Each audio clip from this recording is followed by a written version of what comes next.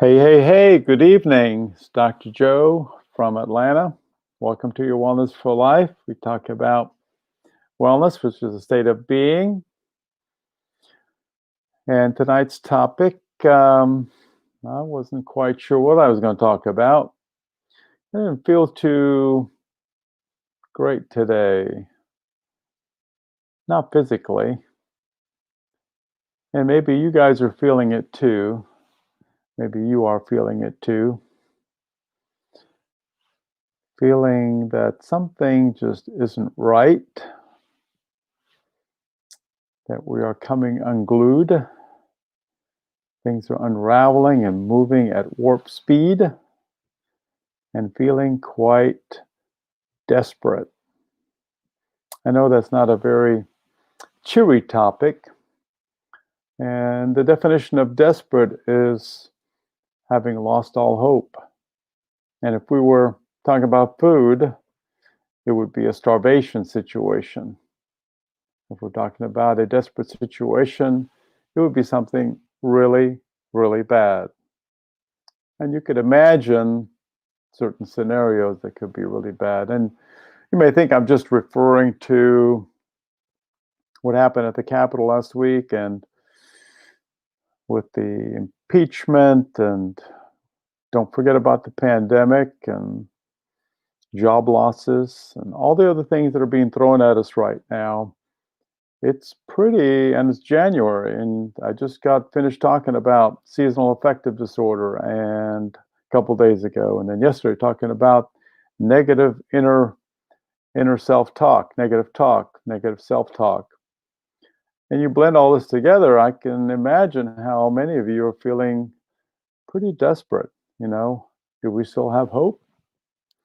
So I was looking for something that might actually put a positive spin to this. And I found something that basically says feeling desperate may be a good thing. You may be thinking, what? Feeling desperate may be a good thing? So hang with me and let me try to explain this. And I have this from Rena Pollack, Pollak. She's a licensed marriage and family therapist and a certified group psychotherapist. And she basically wrote this piece. Now, this was back in 2016, so before pandemic and before everything else that's going on. She's mainly referring to job issues, relationship issues, but we could apply it to what's going on today. How do we put a positive spin on feeling desperate? And so she wrote, feeling desperate, question mark, it may be a good thing. And so she says, if you're feeling desperate, she wants us to feel it. She wants us to feel the desperation. We only get desperate about things that really, really matter to us. That's true. And so she uses a fable of the boiling frog to kind of illustrate what she means. And so the fable goes like this. If you put a frog into boiling water, and any of you who have children who have prepared water for a bath, when the water is too hot, you put your hand in, you pull it right out, you put some cold water, or whether it's a bath that you're preparing for yourself, what's too hot, you got to chill it down. Well, if you put a frog, the fable says, if you put the frog in boiling water, it jumps out immediately. So that's a desperate situation. It reacts and jumps out. But if you put that same frog into warmer water, not so hot, and you start gradually to warm it to boiling, the frog never notices and never jumps out and boils to death. So according to licensed marriage and family therapist Rena Pollack, she says, if you're aware of an increasing feeling of desperation, then you may be able to take some action, take a leap. But if you ignore your feelings, it could be disastrous. You could stay put, never trying to get out of the hot water. Again, I'm Dr. Joe. Welcome to Your Wellness for Life. I'm from Atlanta, and we're talking about desperation. So why don't we leap out of the water sometimes? Why don't we leap? Why do we have this fear of leaping? Well, it's that negative self-talk. I just talked yesterday about negative self-talk and 11 strategies of how to undo negative self-talk. And we do this to ourselves all the time. You may say, well, I'm desperate to get a better job, but the thought of working harder, facing interviews, or going back to school seems just as bad. Or I'm desperate to be in a relationship, but the thought of asking someone out, being vulnerable, or possibly facing rejection seems worse. So I'm just not going to do that. So the fear of the unknown begins to outweigh the pain of the known. And you basically then say, I hate my job, but if I leave it, maybe my next job will be worse. So it may be that fear of the unknown or the uncomfortable actions that you're trying to avoid that are causing you to ignore your desperation.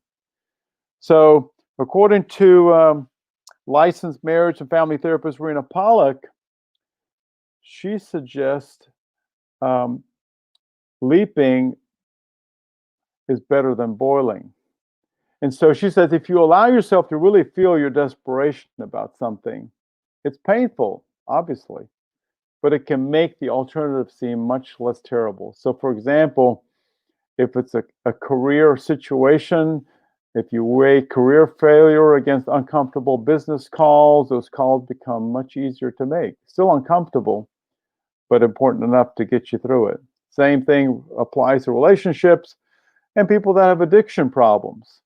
It isn't until a person truly faces their despair, acknowledges the wreckage that the addiction is causing in their life, that they really have the power to face what they have to do to get the help they need. So let me just kind of wrap this up. Turn up the volume so that you hear clearly what it is that's important to you. There's no reason to despair. Where there is life, there is hope. I also listened to a brief interview of Dr. Michael Beckwith that Oprah did.